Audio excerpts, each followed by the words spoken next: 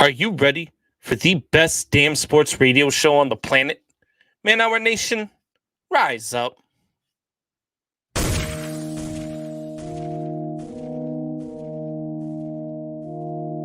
You don't want to be every time, no. I would like to personally welcome you to Man Hour After Dark. Say that thing. While I bring you the host, Mike, Buck, and Cone. You know who's coming to the stage. Sports talk than what you about to hear right here. I second that. Go. You know that it's us when we talking about sports. Giving you facts on the field to the core. Tune in, we need the support. 1 hour too short, still listen some more. On all your stations, not dropping no music. Stripes like Adidas, but Nike just do it. Down 4 in the 4th, we go for the win. Michael 2 seconds, we taking it in. Buck, Mike, and Combs, you know what's going on. Man, now we're after dark, no LA, we the big spark. No 4th and inches, won't cut you short. Got the best talking, it's all sports. Buzzing more than buzzer beaters. We coming live all through your speakers, go. And what is going on, Man Our Nation? It's your boy Beasty Brandon Combs coming to you live the day before Thanksgiving. Hope all of you guys are out there and ready for some food, some family, and some football. It's going to be a great day of football tomorrow. I know a lot of people are a little bit down on the matchups. I know we've got 2 teams between the Bears and the Lions going at it that have 3 wins combined, and all 3 of them are from Chicago. And then you've got the Las Vegas Raiders going up against the Dallas Cowboys. I think that matchup will be a lot better than people think as well. And then the nightcap's going to be Buffalo and New Orleans. Look, Buffalo needs this one, and they need to get back on track and win this one big. So that one's going to be another one to look forward to. We're definitely going to get to all of that. We're also going to get to George McCaskey saying that Matt Nagy will not be fired. Pooping all in my Cheerios today. God, I'm so angry. If Matt Nagy is still the head coach of the Bears on Friday, I'm gonna have to call RC Orland and ask him for the address to that bell tower that he told me about, because it just can't happen. It just can't happen. But anyway, without further ado, let me bring out my co-host, the peanut butter to my jelly. The man, the myth, the one who always loves to yell at me. Soup Boss, what is going on, buddy? I'm surprised you didn't introduce me as the poop to your Cheerios.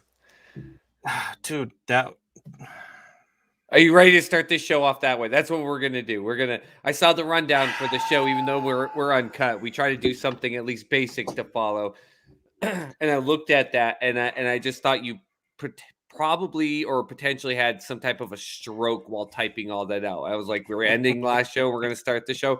Let's do it. Let's just see if we can get someone keeling over and dying from a stroke or needing to go to the hospital. Michelle, I really hope you're on. I see you're commenting. Nice shirt, Coach B. That's great, Michelle. Michelle, have 911 just ready or speed dial the 9. Like, your boy here is about to go into cardiac arrest because we're going to talk about the Nagy situation in the Bears. I'm going to enjoy this. So, all right, let's get into it. So, the Bears, that's all the introduction. That's it. The Bears had a meeting today, and in that meeting, George McCaskey addressed the team and told the team that Matt Nagy will not be fired on Friday. And now I don't know what to believe, because I just don't it would be so McCaskey-like to let this guy simmer for over 24 hours, believing he's getting fired, starting to believe all the rumors, only to dispel it 24 hours later, and to just rip the hearts out of their fans the day before a holiday. Soup, I can't express you, and I know you don't know what this feels like being a Patriots fan. I don't know. I know you don't know what it feels like to be I'm not to a be baby a part here. I'm not a baby. I here. know. I didn't before the even days when of the Bill Patriots Parcells, weren't good. Even when the Patriots weren't good, they weren't this dysfunctional. Oh no, we were just 1-15 with 6 different starting quarterbacks in a season, Right, but playing in old shit Foxborough Were they ever Stadium. run this poorly though? It's Before not even Kraft just the bought leadership. them, yes. It's not even Before just the Kraft bought them, leadership yes. of Matt Nagy on the field. I'm talking about from ownership down, the leadership of this organization. The Patriots were It's just so bad. They were going to send them to St. Louis or potentially Hartford. Think about that. Hartford, Connecticut was seen as a potential better landing spot for a team to start up because it was so dysfunctional. It's the one sport I have where I don't have to worry about a team from St. Louis. Oh, man. Here's the thing, man. I said it to you, and then I said it on the show a couple shows earlier or late last week, whatever it was. And I've been saying it over and over and over. And even being a person working in HR, I say I get it. I get the discomfort of it. I understand there are reasons this, there are reasons that. But if you are in professional sports, especially the NFL and the NBA, where anything that you're doing is constantly getting leaked. It's constantly having sources come through. I don't care how great of a person you are. When there are guys that are working for ESPN or anything like that want to be, or Woj or anything, that are going to pay you under the table to be quiet and be called a source to get paid for what goes on in a meeting. Sometimes, and I give all the credit to Sam Presti down here with the Oklahoma City Thunder, because no one ever knows what's happening, because you know when the decision gets made, do you know what happens? It happens right then. There's no leaking. There's no giving the situation, because now you've got Allen Robinson up there getting all pissed off because there are reports about players being all pumped about this. You've got people going back and forth and asking things. You've got high school football team fans chanting this stuff, and then Nagy's guys sit there and be like, I didn't hear it. And it's all, you guys aren't even, I can't believe there's even a thought process that there's a game tomorrow for this team against a team who might potentially beat them for their first win of the game. No one's talking about the game. They're 31 to talking negative 3. Matt Nagy is going to find a way to lose 3 points. We're going to lose 31 to negative 3. This is the reason I say, if you're making the decision, do it. Just do it. What difference? People are like, oh, you don't give an interim coach that long of a time, blah, blah, blah. Well, what's the damn difference? If Matt Nagy sucks so much and he's going to suck it up and have a terrible game against the Lions, what's the damn difference? Have one of the assistant coaches who's been there just step in. What happened if, like a serious question, what happens? Oh, and he did. Matt Nagy gets COVID. What happens? Someone steps up. Just fire him, because now what you've created is a reaction. Every action has a reaction. And now you've created a situation that the owner is uncomfortable and doesn't know what to do. And you got a big name wide receiver like Allen Robinson, who's having a crappy year, but you want to keep the guy around to see if maybe a new coach who could develop Fields, and you get that Pro Bowl Allen Robinson and everything is up there speaking in front of the media, being like, yeah, this pisses me off. You've created a situation where you're trying to play damage control behind the scenes. I'm like, oh, no. We're I don't know where you heard this information. We're not firing anyone. You were going to fire him. You were going to fire him on Monday. When those sources leaked it out, that's because in a meeting, in a conference room somewhere, the Bears owner said, that's it, we're done. This is over with. Stop making it extend out. In professional sports, the sources are going to leak everything out, man. And now this is going to kill you as a fan. For 2+ decades, this Bears team has just been run so poorly. George McCaskey, Virginia McCaskey, like it's just been so bad to watch these teams. Now they've had a couple of good teams. They've made it to a Super Bowl with Rex Grossman as their damn quarterback. And I don't understand how a front office, how an owner of a franchise can sit there and listen to it every single day and pretend like they don't see what we all see. Pretend like they don't see a head coach who was just completely lost, completely out of his league as a head coach. I don't know how they don't see. Some people want to stick by their own decision. Well, right, but I don't understand how they don't see when your head coach goes down with COVID and you're a 6-point underdog He goes down with COVID. All of a sudden, you're a 3-point underdog, and you gain 3 points. Everybody knows. Yes, on speed dial. Everybody knows. I'm glad you had something prepared already. Michelle's already been warned.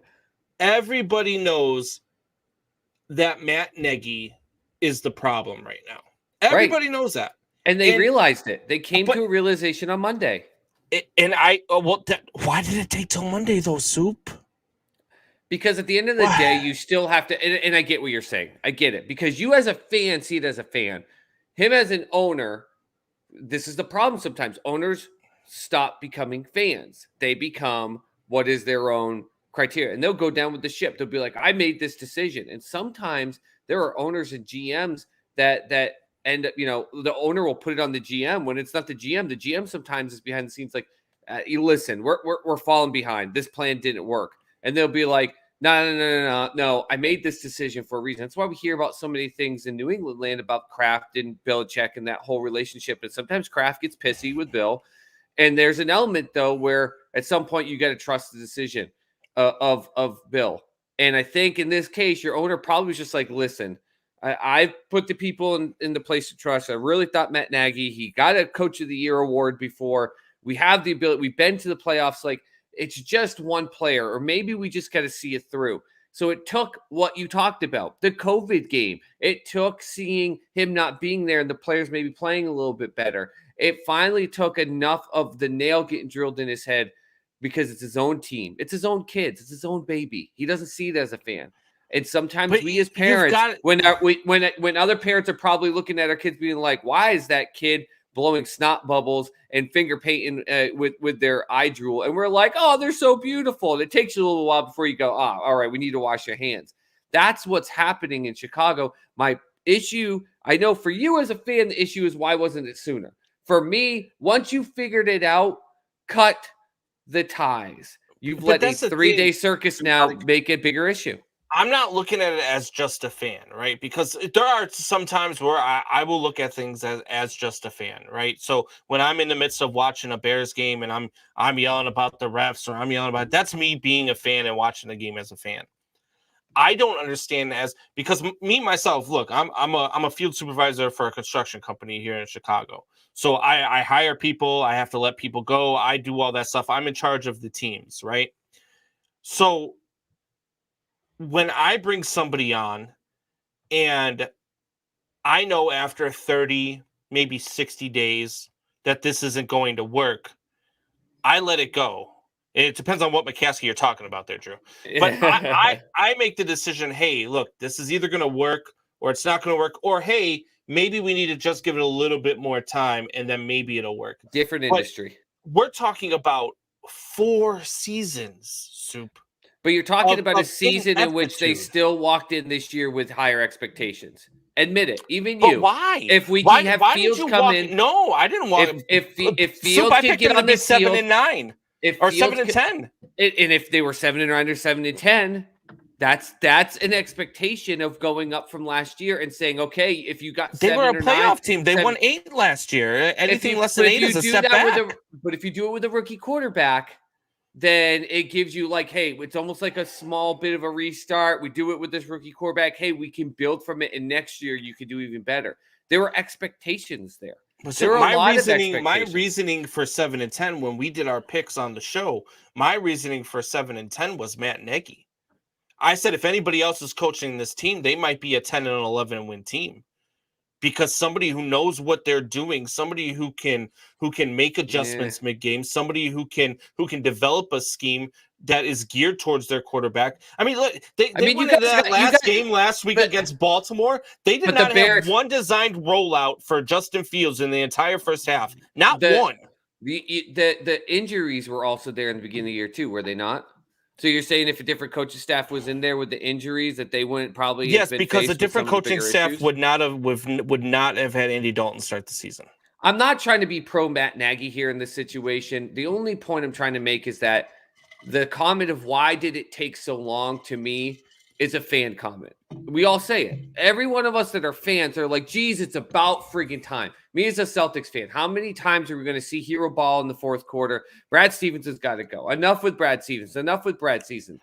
Steven. I hear He's it from gonna go. players. And I hear people- it from watching. If you watch Right, the pre and post game show here in Chicago, you've got former players that are wondering. You got Olin Former Kreutz, players who was aren't thought of as trashing Matt one Nagy. of. Former players are not trashing Matt Nagy. You wanna I call bet? bull crap on you. Yeah, I will bet. Former Dude, players are not trashing Matt Nagy. I'm going to pull it up especially- right now. I'm going to pull it up right now and throw it up on the they're screen. straight up Olin trashing Kreutz is Matt Nagy. annihilating Matt Nagy every single week for Current his players. play calling. Yeah, not current players. I'm talking Olin. I'm talking about former. That's You've my got point. Olin Kreutz. You've got Well, now trash the point. Don't go down this road. Why thought not? You meant, I But thought Briggs you were meaning Briggs and because Kreutz this are year- talking about. They're not.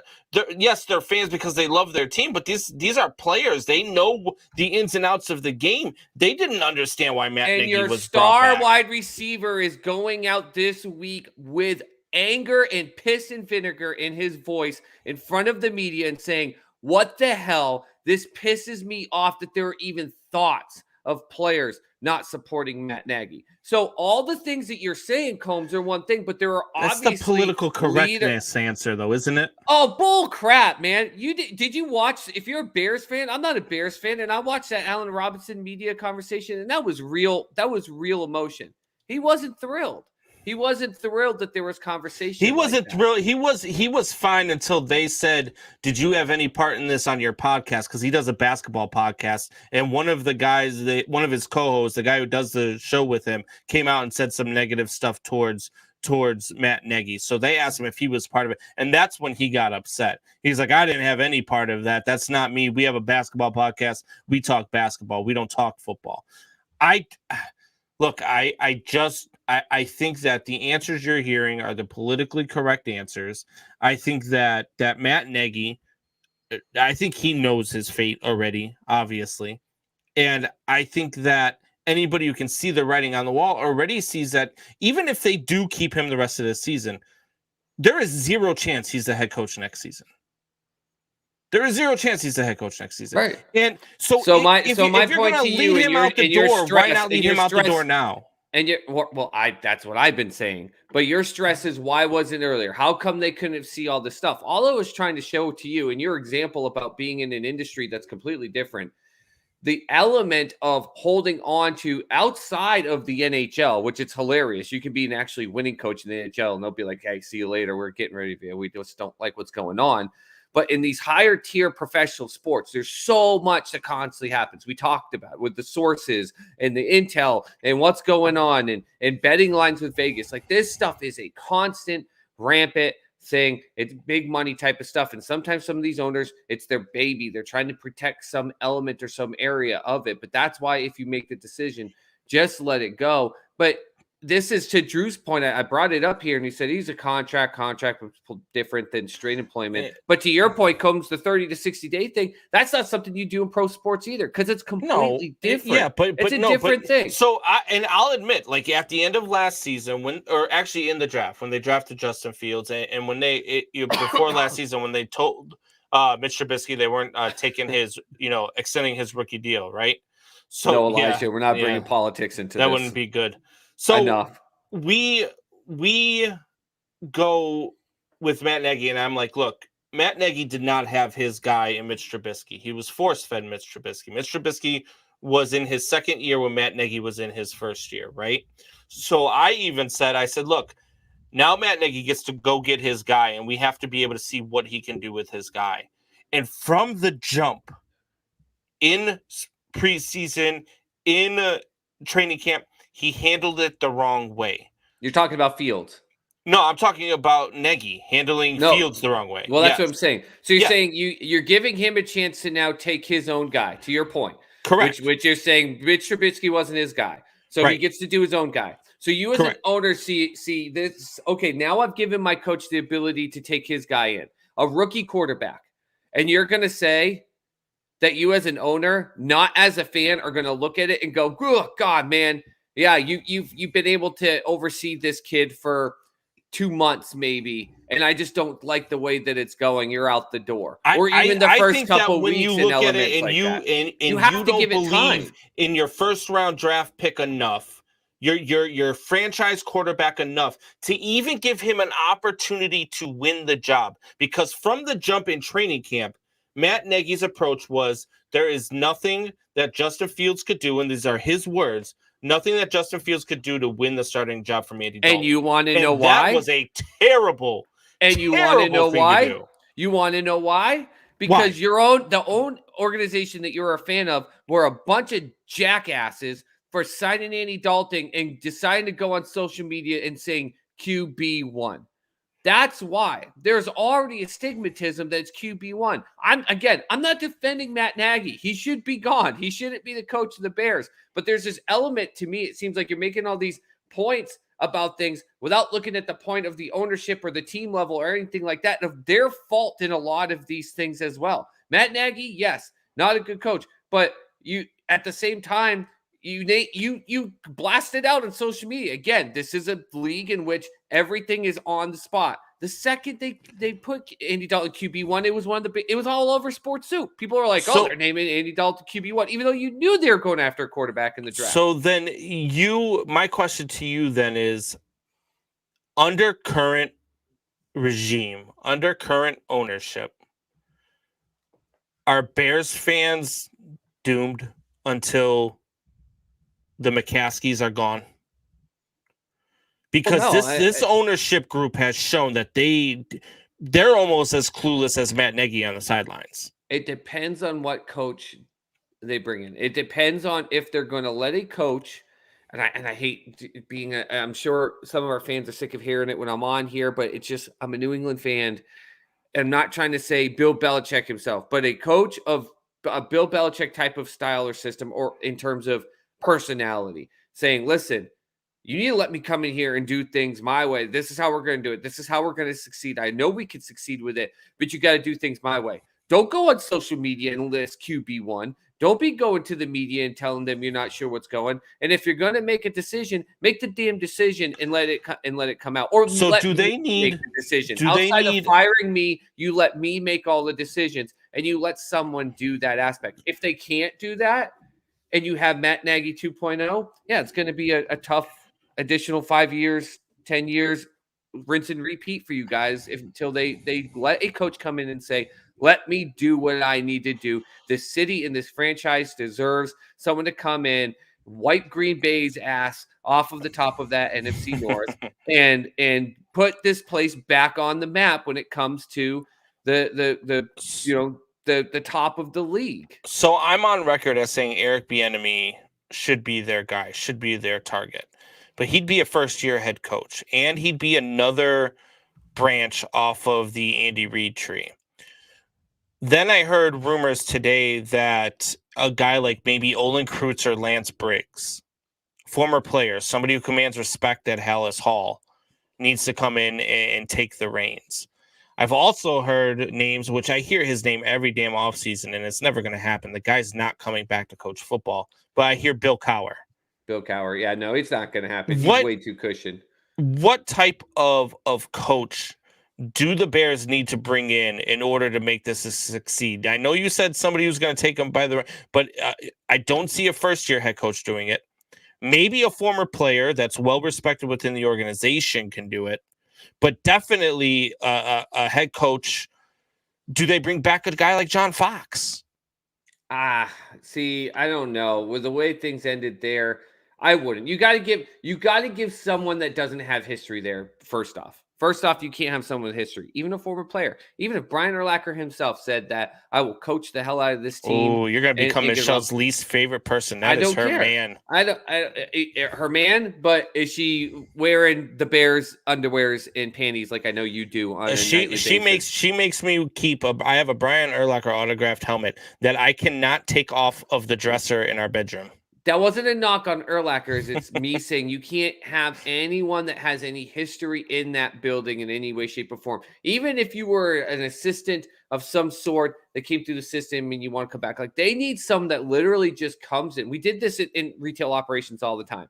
When you had a location that the manager didn't do well, the assistant manager couldn't do it, managers in training around the district that would help out and everything, and they just couldn't do it. You know what we would do? We would literally do a SWAT team, which was you just wipe everything out and you bring in a brand new manager and a brand new it's supporting staff from people who either had zero experience with that building or that part of the region or anything. And you know what would always happen? Brand new system, brand new style. Yeah. But you know what we had to do was say, this is yours. It's all yours. You have the ability to succeed above no else. Want to know why? Because the expectations are down here. But you have to come in here and absolutely murder it. And that's it is what would going to happen. be so hard for the McCaskies if they don't pull the trigger on Friday and let Matt Nagy go. It is going to be so hard for the McCaskies moving forward, because if they lose the game to Detroit That's what I was going to say. tomorrow, If they lose, that's going to be even worse. But say they win. Let's say the Bears go out and they beat Detroit tomorrow. If the Bears win, they've got, like I said, I mean, we've got Arizona, Minnesota, Green Bay, Minnesota again, freaking, I think the Steelers, like, they have got a gauntlet of a schedule left. I don't think they win another game, even if they do beat Detroit. I don't think they win another game after that. And do you want as to he keeps put losing, it into there is no way that, I mean, it is going to be hard for the McCaskies to walk out of Soldier Field, let alone walk into it. I just don't see any way they don't fire Matt Nagy on Friday. I just don't see it. If they don't, though, now talk about this as a fan. You obviously are going to be frustrated, right? But in the situation, are you assuming as a Bears fan that if they fire him or not, that the record is going to be any different based on that schedule? No. Yeah, look, and that was the thing for me coming in, and that's why I picked them at 7-10. I picked them at 7-10 because of Matt Nagy. I picked them at 7-10 because of the schedule they played. This schedule that the NFC North played this year was just brutal. I mean, to have the NFC West this year for your out of division schedule, and then to have the AFC North as your out of conference schedule is just a brutal freaking schedule. It is. And so to me, I didn't feel like the Bears, even with the rookie quarterback, what I wanted to see coming out of this year was the development of Justin Fields. I just wanted to see him progress, and it is impossible to see him progress underneath Matt Nagy. And that's why I think, to answer your question from earlier, a coach that needs to come in and not only take this by reins, but here's what they have to be careful of. Don't go get a coach whose sole focus, himself or her or whoever, is going to be Justin Fields. You need a coach that can coach that whole team, because you need someone specialized as the quarterback coach. I think this is a too higher situation for the Bears. It's a head coach and it's a quarterback coach. And of course, the head coach is going to want to support it, but the ownership's going to say, listen, you can't just bring in your buddy or someone you owe a favor to or someone that's always worked around you. You need to bring in someone that is going to be there early with Fields, that's going to stay late with Fields, that's going to get into his ear, that's going to have him watch film and smack him in the back of the head when he makes the wrong, a statement on the field, on the film. Like, the head coach is going to have enough additional stuff, because the Bears are not a quarterback away from being successful. The Bears are an offensive line away from being successful, a quarterback away, an additional wide receiver, maybe the route schemes, even with a decent defense, like a mindset of maybe going from, like, what are they right now? A 4-3? Maybe you change up to a 3-4. Like, a head coach that's going to come in here and really reset that culture cannot have, as important as it is to the fan side, Justin Fields be his number one concern. It's going to be a big concern, but they got to have a QB coach that's going to go in there and keep Fields on his hip. And this is going to be the last thing I say before we go to break, because we got Graham Wallace coming up with the power rankings here. Last thing I want to say before we get to break is that the way that this should have been handled by the Bears front office, by the head coaching staff, is that the day they drafted Justin Fields, they should have said he's competing for a starting job with Andy Dalton. During training camp, when he clearly beat out Andy Dalton in training camp, should have said Andy Dalton is going to be a great backup. He's going to be a mentor to Justin Fields, and they should have come out week one with Justin Fields playing and Andy Dalton being the backup. No, they wouldn't. I don't think they would have a better record, because the Bears just can't beat Green Bay with anybody at quarterback lately. The Bears wouldn't have beat the Browns that game with anybody at quarterback. It just wouldn't have happened. So I don't think the record would be any different right now, but I would have liked to have seen the progression of Justin Fields. And Matt Nagy he's incapable of being that guy. So I'm interested to see how the Bears go with this come Friday, but we're gonna get to break. And when we come I'm back, interested to see if you don't have a heart attack by Friday afternoon. I'm gonna have Michelle on speed dial to make sure you're okay.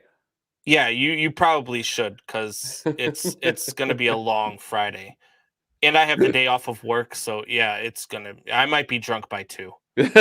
2. Wow, Yeah. giving yourself some credit there, buddy. Yeah. Yeah, probably closer to noon. All right, so we're going to get to break, and when we come back, we're going to bring out Graham Wallace. We're going to get to the power rankings. I'm sure he's going to want to touch on a little bit of this this Bears stuff here, so we will be right back. Give us 2.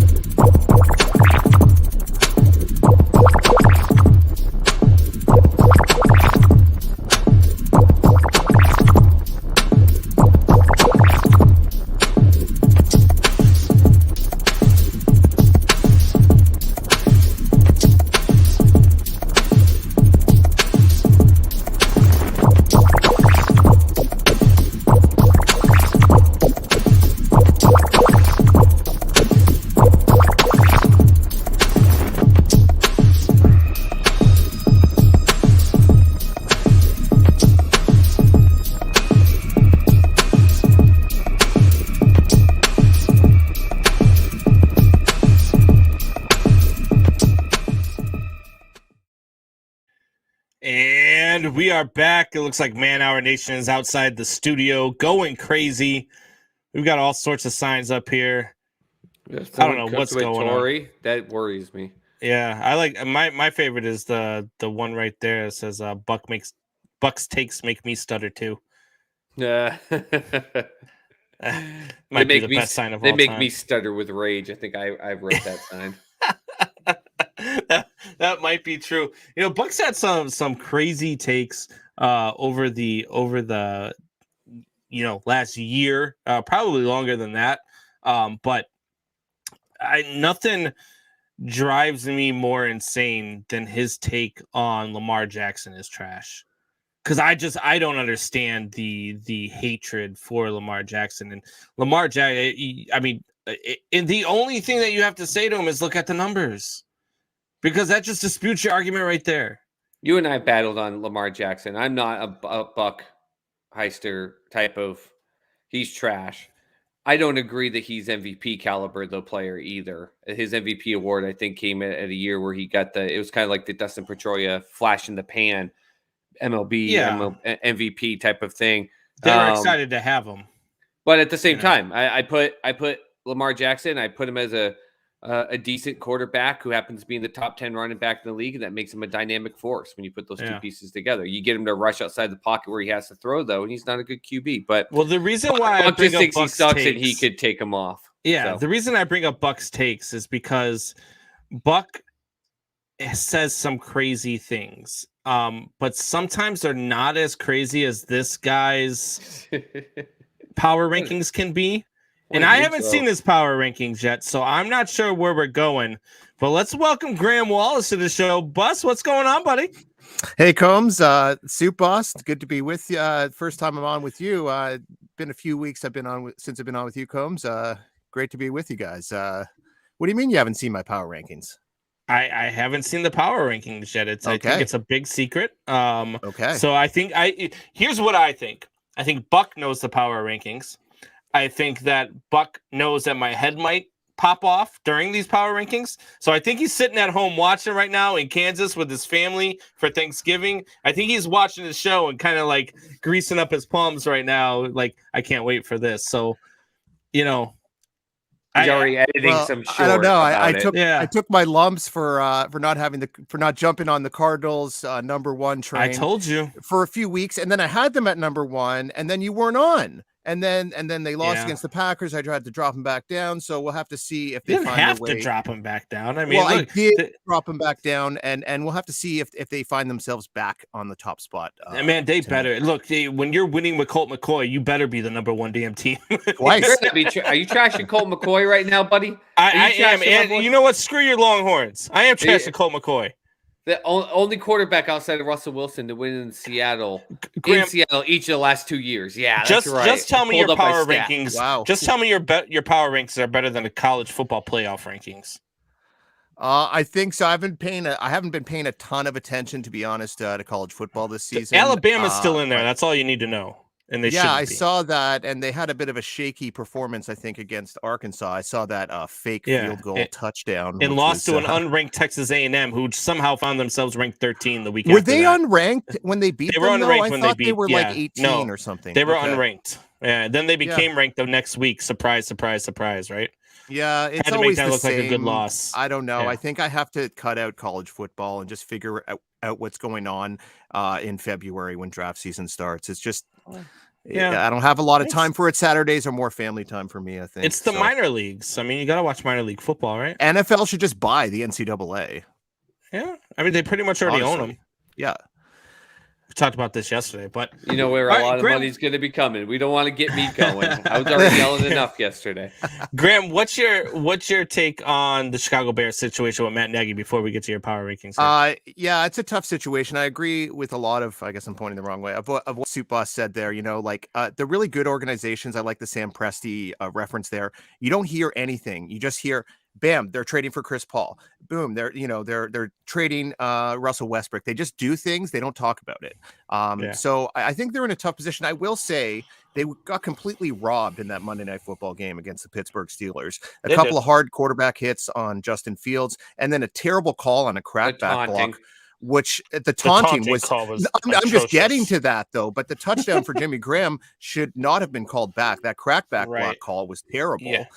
So they should already have 4 wins, I think. And you know, the Baltimore collapse was tough, but they did play pretty hard in that game. I'm not going to sit here and defend Matt Nagy, although I will say he won 12 games with Mitch Trubisky as his quarterback, and then he got back to the playoffs last year with him primarily being he won 12 games with a great defense. Not Mitch Trubisky as his quarterback. Trubisky was his starting quarterback, right? Yeah, the same thing with Rex Grossman going to a Super Bowl. Rex Grossman didn't go to a Super Bowl. That defense took them to a Super Bowl. Bears have never had a good quarterback ever. Sid Luckman, you have to go back to the 30s, honestly. They've got one now. I don't believe they do, but we'll see about that. I don't think there's, I think Mac Jones is a good quarterback in this class. And I think Lawrence might be good. Lance could be good eventually, but I think Zach Wilson and Fields are busts. Oh, wow. Those are my busts out of this. Now that you've already had one horrible take, let's get to your power rankings. Okay. Sure.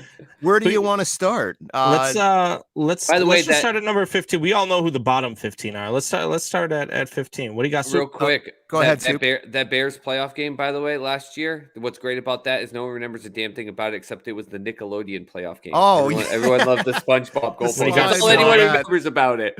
That's true. I don't remember a thing. I think there was a drop touchdown. That's all I remember. Someone had a surefire touchdown and they dropped it. I think. Right in his chest. Right in his chest. It probably happened. So I guess we'll start. You want to start with what? 15? Is that what you said? Yeah. Well, I mean, what do you guys normally do on Wednesday? You go 15 or you go 10? Sometimes Buck usually knows what I have in my power rankings, but he'll usually pick out a few things that he doesn't like or he does like. But I'm fine if you just want to do the top 10 or whatever. Yeah, let's do the top 10, and Soup and I will just yell at you as you go. Yeah. There's definitely going to be maybe some controversy. You've already kind of pinned it up by how about comparing this? it to Buck's takes, but yeah. Why don't you give me the best team that's not in your top 10? Best team not in my top 10. Right now, it's probably the Indianapolis Colts. I have them at 13. They've won 4 in a row, I believe. Should have been 5 in a row. They blew that game against Baltimore on the Monday night. Wentz is looking good. He's playing with confidence. He's only got 3 interceptions on the season, which I think is mind-boggling. The run game looks great. Jonathan Taylor looks like the best RB in the league. And the defense is doing enough, forcing turnovers, things like that, coming off that huge win against the Bills. There's still a couple of games behind the Titans. And they've lost 2 head-to-head matchups. So winning that division is going to be a really tough challenge for them. But they're looking like a playoff team right now. That's for sure. Are the Bills in your top 10? The Bills are actually just outside my top 10. They're at number 11. Okay. They've lost 3 out of 5. Big game tomorrow night against the New Orleans Saints. They got to come out big in this game. They've had some shaky matchups. You think about the Jacksonville game. Even the game before that, they won against the Dolphins. They had a hard time figuring it out in the first half. And then, the Tennessee loss, they had the fourth down gamble. So this team needs to figure it out and fast. Quick question. You have Indy at 13 and Buffalo at 11. What was the final score of that Indy versus Buffalo game this past weekend? It was 41-15. But so how are the Buffalo Bills not worse than the Indianapolis Colts right now? Because they have the division right there for them. They're only a half game behind the New England Patriots. I just talked about it. Tennessee Titans are a full 2 games plus, really. Basically 3 games above the Indianapolis Colts. They have a really high mountain to climb to win that division. And if you start talking about a wild card, you got 2 teams in the West that are both 7-4. You got 2 pretty quality teams in the East, and then you got the North, the Bengals and the Ravens, and then there might be a third team that might emerge in the last 6 or 7 games of the season. I won't bust you too hard on this one, though, because there's no way I want you to have Houston ranked higher than Tennessee, and they beat them this weekend. So I won't give you that one. Do that, although they may have gotten a bit of a boost from their 31 perch that they were there for several weeks. With Tyrod Taylor, Buck's out there making shorts, like 15 shorts for Man Hour Nation. Do you think how many Tyrod Taylor jerseys do you think Buck owns? Oh gosh, one for each poster on his ceiling. Tyrod's got to have a Virginia Tech Tyrod's one, house and then a sees Buffalo if he one. can steal them off his children. That's how bad. Oh my gosh, that was the biggest upset of the season, though. I think that was a big Texans one. Winning that game. I think that was that's the biggest a trap one. game for Tennessee, though, right? I mean, heading into New England this week, and you're playing against the Texans, you kind of feel like you have a walkthrough. It's kind of a are you for him, don't you think? Or are you one of those guys who doesn't believe there's trap games in the NFL? Oh, I'm not going to say there's no trap games. There's definitely trap games, but I think the Texans have the worst roster in the NFL. Tannehill had 4 interceptions, brutal, including one that was returned 82 yards, almost for a touchdown. I mean, Tennessee's defense played pretty well. They were making Houston kick a lot of field goals, but I just think this was a really bad performance, but it's still one they could shake off, and they've still got a lot of things in front of them as far as AFC home field advantage. I think it was less of a trap game as much as we're seeing what Tannehill truly is without Derrick Henry, which is the Miami Dolphin. Tannehill. I thought you were going to say it's less of a trap game and more about Tyrod Taylor. I thought you were going to. Oh my gosh! All right, Graham. Who you got? Who you got at 10, bud? At 10, I got the Kansas City Chiefs. A lot of people might have them a little bit higher, but I'm still not really loving what I'm seeing, especially out of the offense. They had that one really breakout game against the Raiders, but the Raiders are a team that seems like they're really falling apart right now. I love what I saw out of the defense. They frustrated Dak Prescott. Spagnuolo sort of showed his chops as a defensive play caller. It looked kind of reminiscent of his days with the Giants when he was frustrating Tom Brady in those couple of Super Bowls. But I still need to see a bit more out of this team. They do have a head-to-head loss against the Chargers, so they're basically, although they're tied for the top spot in the AFC West, that head-to-head loss could come into play. Pat Mahomes still doesn't look like himself, but he played a pretty smart game. They didn't really have turnovers in that game, and they let the defense really shine, which they certainly did. So I have them at 10 right now. You can make the argument I could have them a little higher, but I think that's around where they belong. No, Yeah, I was I'm okay looking with the Chiefs at uncomfortable. 10.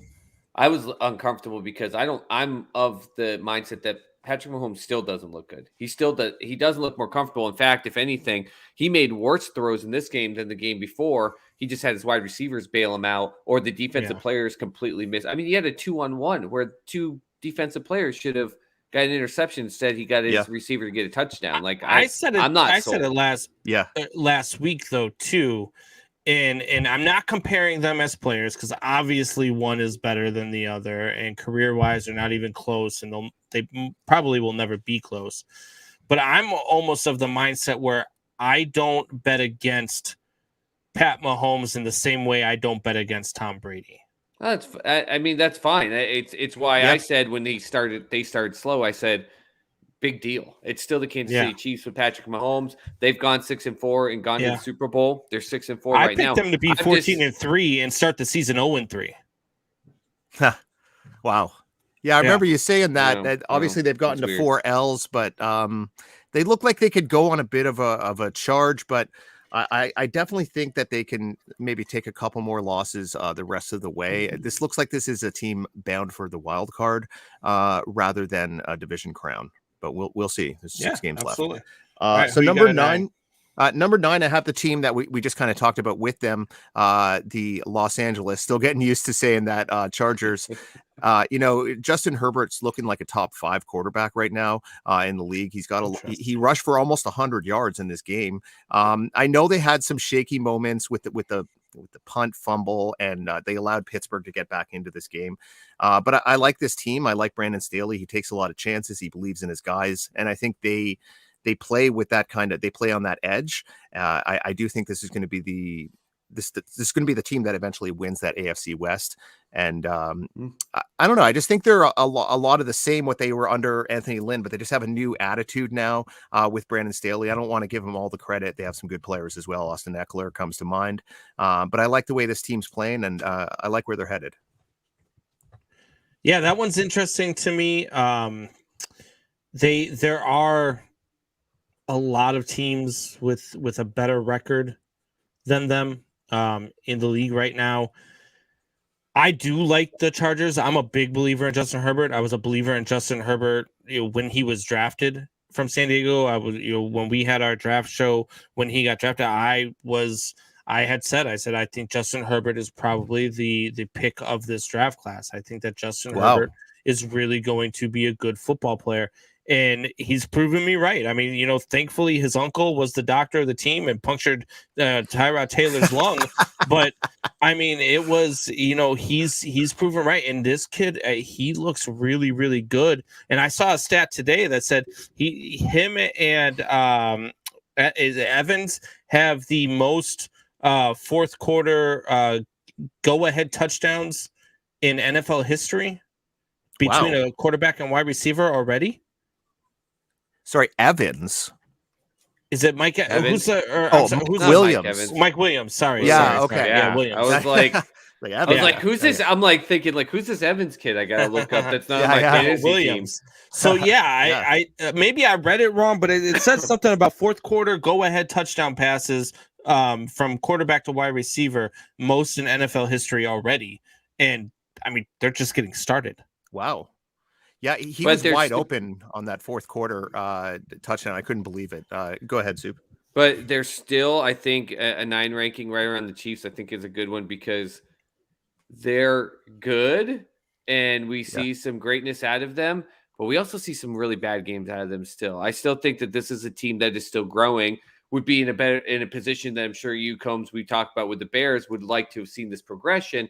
We see it, but there was MVP talk and high-end praise, and it was like Buffalo and the LA Chargers were the two like hot, trendy picks for their quarterback being the MVP and them dominating out their division. Both those teams are kind of getting knocked down a peg. Like, listen, you may be good, but you're not tearing this league up apart. There's some teams that are still finding a way to kill them. Herbert, I mean, he had almost 100 yards rushing, but I mean, I could have had about 50 yards rushing in that open field with my bad hip at 41. So it's not that I'm not giving him credit, but there are just some games though I still see where it's like, is this the same Chargers team? And then there are games where I'm like, man, this is this weekend the best team in football. So until they can find a way to weigh those bad games up a little bit more, I think it keeps them in between the 6 and 10 rank, in my opinion.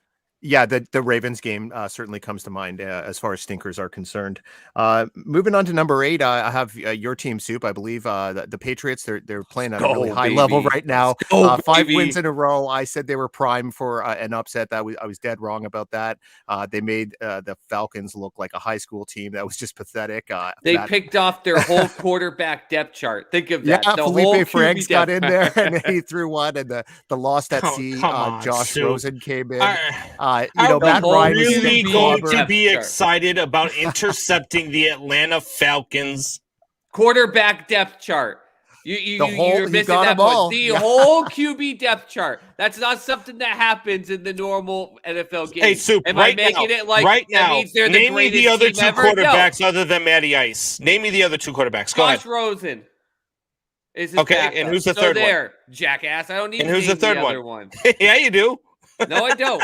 Yeah, exactly. Because he probably just came out of a grocery store last week. If the Bears had gotten 3 interceptions off of a whole quarterback squad, you'd be out here talking about how the Bears are the most underrated If defense. the Bears got Get the 3 hell out of here. interceptions, period, I'd be excited. Exactly. So- I could be excited about it. It was a neat little stat. Relax. Felipe Franks is the name you're looking for. Yeah, Former Franks, yep. Florida Gator. Chop chomp. Number 7 is a team that's been slipping, but they're slipping from a pretty high perch. They were 7-1 just about 3 weeks ago. They've lost their last couple in pretty unimpressive fashion. They were off this past week, but they were still in pretty good position. The Los Angeles Rams. They're going to need to find a way to find that early season magic with Matt Stafford and Coach Sean McVay. He's looked pretty shaky the last couple of weeks. I think the lack of a consistent running game, although Henderson has done a decent job for them, has hampered them at times, as well as some of the decision making by Stafford. I mean, I talked a little bit about this with Buck a couple weeks ago. Stafford is hardly a proven quarterback as far as playing in a lot of huge games. And we're getting to that point in the season where he's going to need to be sharp. I mean, he's had a good career. Don't get me wrong. I'm not a hater of Matt Stafford. I think he's a really good quarterback. But, when you play for the Detroit Lions for 12 seasons, you're not playing in a ton of big games. So I think that's starting to show itself a little bit. They're going to need to figure it out pretty quickly in these last 6 games.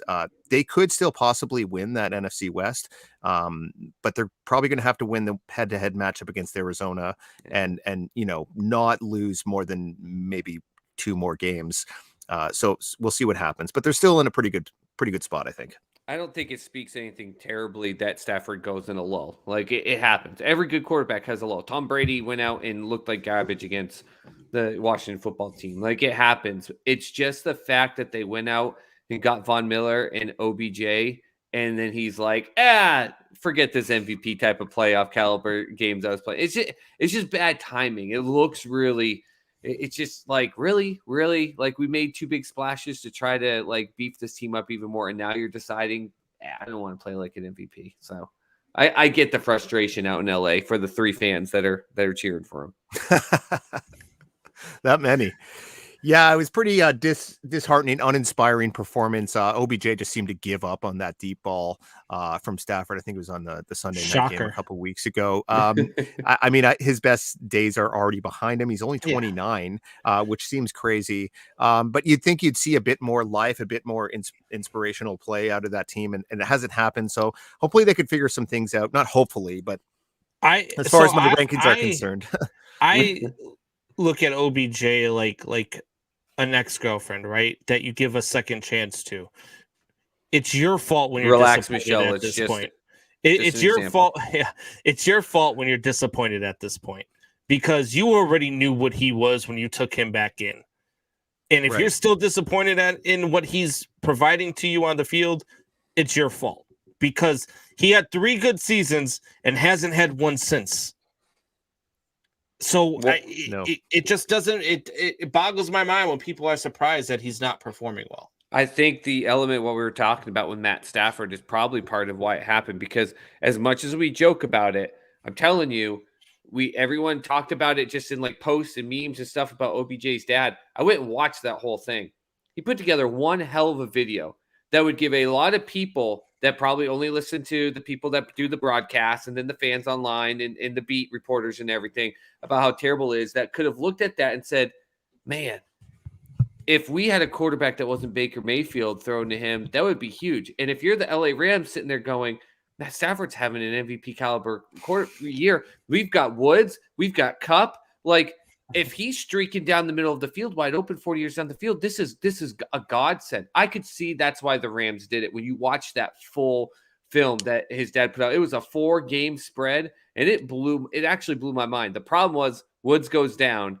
And then, like you said, then the OBJ of just quitting on a route, I was just like on that deep one. I'm like, what the hell are you doing, man? Like, that's what you can't do. You can't do. Yeah, it was tough to watch for sure.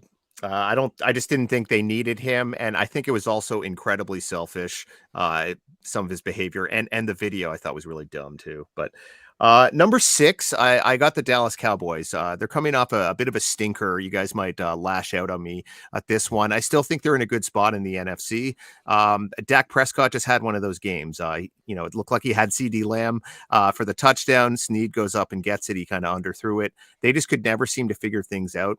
I don't know if Steve Spagnuolo just gets better as a defensive play caller in November and December, but Chiefs seem to go on this. Yeah, it certainly is. They seem to go on this roll late in the season when they're forcing turnovers. They're getting sacks. Chris Jones had a big time performance. I know we're talking about the Cowboys here, but I'm not overly concerned. I still think they've got some things in front of them. I really like the rookie linebacker Micah Parsons. What a season he is having. We were all talking about Diggs there, and Parsons is he's everywhere. He lines up in every position. Yeah, I love watching that kid. I've been watching stuff on him, and it's like, woo, don't ruin his career, Dallas.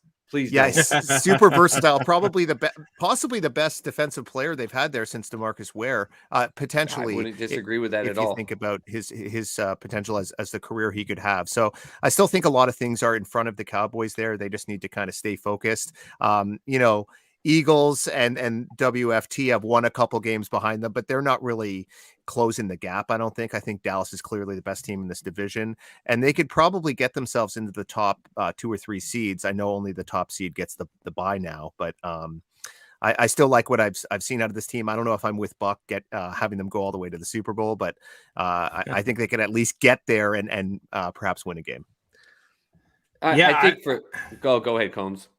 Yeah, I think that with this team, they're so bipolar.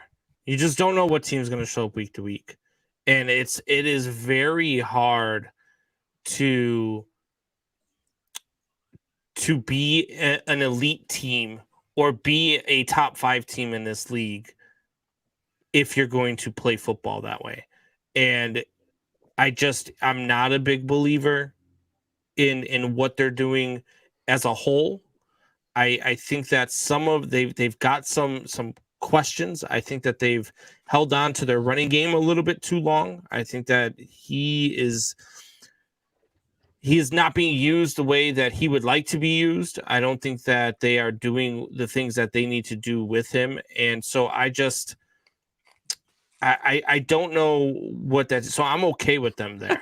I'm okay with them there. You could say Tony Pollard's been more productive at times this season. Yeah. Sorry, Soup. No, that's what I was going to go with the Pollard thing. I think it's funny because Zeke kind of, he comes from that area up by Combs, and to hear it's not say that Zeke is just not living up to his potential, and instead they're not utilizing him to his ability. And yet Pollard is a guy 2/3 of his size, and he's running through the line. It's not like they're putting Pollard in just little swing run options or just the screen elements. They're giving it to him in I formation, and he's cutting right through the gaps putting his shoulder into defensive players and cutting off 9, 10, 11-yard runs. Zeke's not doing that. Like, biggest thing to me isn't whether or not the year Dak's having. Yeah, he had a bad game. Mahomes got gifted a touchdown in that game. Like I said, like, I don't think either quarterback did really well. But then that's the game that Zeke should have been saying, feed me the ball, put it on my back.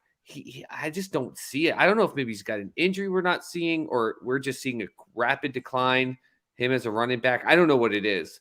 But I don't think it's them not utilizing him. They're utilizing him more in the pass blocking game, though. If you watch what the Cowboys are doing, a lot of the time when Zeke is in that backfield, they're not handing the ball off. He's pass blocking more than he's running the ball. They started that very first drive of the game. They gave it to him twice. He ran for 3 yards. Pollard came out. I'm not saying they're never giving it to him, but he got the exact same ones, and he ran off 11-yard run right on the very next drive. Like, exact same formation, exact same gap, exact same blocking scheme. Not saying that Pollard, if you ask me who to pick, which one of the two I'm going to pick to put an NFL team today, I'm still going to probably grab Zeke, but I just worry like what we're seeing out of Zeke, because those runs, I'm not seeing it. Yeah, it could be a bit of burnout there from what I've seen. Moving into the top 5 guys, I have a team that really took one on the chin here, but I didn't want to drop them too far just because they have a lot of opportunities ahead of them, even though their personnel has changed and the way they play the game has changed over the last 3 weeks or so. I'm talking about the Tennessee Titans. I called it the worst loss probably of the season. It was my number 1 team from last week against the number 31 team in my power rankings. And they lost 22-13 at home in that rain-soaked mess that was on Sunday. So that was a tough loss. I think we talked about it. Tannehill's not the same quarterback without Derrick Henry. They just released Adrian Peterson, I saw. So it looks like they're going to go with a bit of a by committee approach there. They've got some pass catching options, but this was certainly a team that was based on the run first and then the play action and having a dominant defense playing the field position type of game. When you lose a guy like Derrick Henry, it's really hard to replace that. And you need to use like a stable of 2 or 3 different guys. And they haven't gotten nearly the same production. I think Tannehill's been a decent quarterback for them for the past couple of years. But he's coming off a really shaky game. He's going to need to figure things out. But the thing is, despite all that, they're 8-3. And right now they're still the top seed in the AFC. So they might have teams like the Ravens or the Patriots or other teams, breathing down their neck, or the Chargers or whatever, but they've still got it in front of them if they could figure out ways to win games. And there's still a winning football team without Derrick Henry. I believe they're 3-1, maybe 2-1 without Derrick Henry since he went down with the injury. So it's not like, I think that the Houston game was the aberration here. They still have a pretty easy schedule moving forward. They do have the Patriots this week, but past that, they got the Jaguars, Steelers, 49ers, Dolphins, and Texans. So it's not really a loaded back into the schedule there. So this Patriots game is probably their biggest test. I hope they win. I hope Soup Boss is crying in his Cheerios on Sunday. And I think that I won't. I think it'd be if the Pats lose to the Titans, I think it would be good for them, because then they'll have the Bills, Colts, and Bills. And you're telling me if they lose to the Titans, Bills not going to be in there. I don't want the success that the Pats are seeing suddenly go to their head. Mac Jones is still a young quarterback. It's still got some issues on the O-line. Don't let this go too far to your head. These next 4 weeks for the Patriots will tell you where they're at. I'm still not extremely impressed with what they've done because of who they've beaten. I'm sorry. You can say what it is, right? But when we talk about it all the time, I don't. But when they lost, so we can give the they Titans lost games they should have lost. But we give Titans a pass on losing to key teams like the Jets and the Texans, but the Patriots get a doink off of the crossbar against the Bucs and have the Cowboys go into overtime and get 2 4th-down conversions in the third and fourth quarter and need an overtime to win. And yet those aren't those you can have impressive losses too. Those are far better impressive losses than the Jets and Texans. Their two losses are more impressive than any of their wins to me, though, except for maybe the one against the Chargers. Like that's the thing though. So that's where Yeah. I'm going. Like, so great, they destroyed the Jets twice. Cool. Then they destroyed the Texans. Cool. Like I don't care. They're not beating teams that like what they're Who do you about want to them to play in the what NFL they're this about year? what they're They about to played face the over the Browns, next four the over yeah. the next 4 weeks is really going to. And look, they might be good. Out They of might 5 really be weeks. good. I'm not. Nice bye week. I'm not saying that they're not good. What I'm saying is I'm not going to say, hey, the Patriots are back and Mac Jones is Tom Brady 2.0 just yet. What I'm going to say is I want to see what they do over the next 4 weeks before I make my decision on whether or not they're for real or they were just, the product of not such a tough schedule. Yeah, they got some tough games coming up. That's for sure. The couple of showdowns with the Bills in the 3-week stretch is really going to tell the story. And of the that. Colts. And the Colts, for that matter, in the AFC playoff picture. Okay, so number 4, I got the Green Bay Packers. They're coming off a tough loss. The Minnesota Vikings. It looked like Darnell Savage went up and got the pick in overtime. It turns out he trapped it. He didn't quite get it. Kirk Cousins took advantage of the second chance. Justin Jefferson came up with a big time game. But I still think Packers, they've kind of got a lot of things in front of them as well. Aaron Rodgers, I'm not sure what's going on with his foot, his turf toe, different things like that. We won't fractured get into toe. He's got a fractured toe. He fractured showed it toe, on camera worse than today. a turf toe. Okay. That was I still so like funny. the running That was game. so damn funny. The defense has been pretty good. It's showed a lot of improvement under defensive coordinator Joe Barry. So I think this is a team that still has a shot at being the number 1 seed in the NFC. Obviously, they have the head-to-head victory over the Arizona Cardinals. Just a game behind them. It's weird to see them lose to the Vikings because it doesn't seem to happen very often. But I still like this team. I still think this is a Super Bowl contending team. They just have to try to play consistently. Did you see that Aaron Rodgers then on his Twitter put his banner as like that picture of him laying on the ground with the strap around his chin, but with laser eyes, and then his profile picture is his foot up on the conference today? Oh my God. I can't even I know. Look, the Packers are number 4. Cool. They're really good. Yay. Let's move on. Who's number 3? Oh, the Bears fit his mouth. I just can't keep talking about the Packers. I hate the damn Packers. I hate Aaron Rodgers and his stupid, face who looks like after he leaves the game, he's going out and stealing catalytic converters and selling them on the black market. And that guy dated Olivia Munn, by the way. Yeah, well, yeah. Cooler than me. I mean, yeah. He's not a bad looking guy. I mean, he's doing everything he can to not be a good looking guy with the hair and the homeless kind of look and this idiotic takes on immunization and stuff. But, he's not a bad looking guy. He's got a lot of money and he's one of the best quarterbacks of all time. And I'm not even a Rodgers guy. So look, Straffred, it's a bunch of grown men talking about how nice looking other grown men are. Now we're not fighting about sports. I loved your answer to him, though, by the way. The same thing I would say to my son. You watch videos of people playing video games, yelling at other people playing video games. Twitch, right? Or YouTube, whatever. All right, guys. So top 3. This Here we go. A team you guys were talking a little bit before I hopped on. Baltimore God help Ravens. you. All right.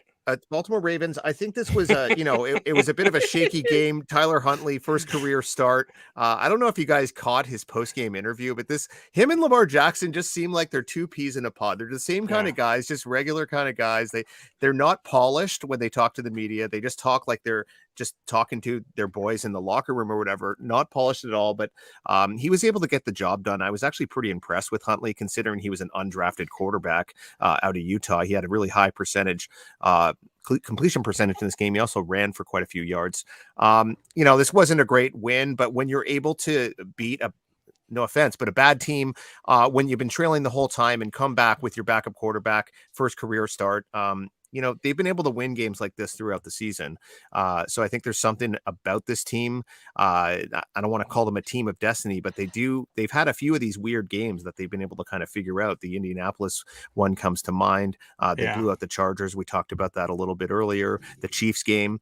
So they have this way of pulling out these tough games, the close games. So The I think Detroit that means something. The Detroit game, certainly Justin Tucker's 66-yard field goal at the buzzer. That wasn't a great performance before then, but 7-3, they've got, they've got a lot of things that they could still accomplish this season. They could definitely win that division. They could be the top seed in the AFC. So I do think Lamar Jackson is a top quarterback. He's showing a bit more skills with his arm this season. Yeah, I like what they've done with the by committee approach at running back. Yeah, and they've got a tough stretch too here. They got the Browns, Steelers, Browns, Packers, Bengals, Rams, Steelers. That is a tough stretch. That's a tough stretch, and I know. Look, people are down on the Browns. We all expect them to go, be better every damn year, and then they disappoint us, and we expect them to take that next step, and then they don't, and they fall back. But it's a divisional game. Same thing with the Steelers. It's a divisional game. Those are always tough games to win.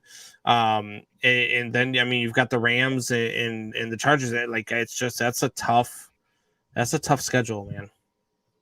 Yeah, if they could win 4 of those games, that actually wouldn't be a bad result for them. 11 wins, is that going to be enough to win the North? It could be. It could be this year. 11-6 could be it should be enough this season.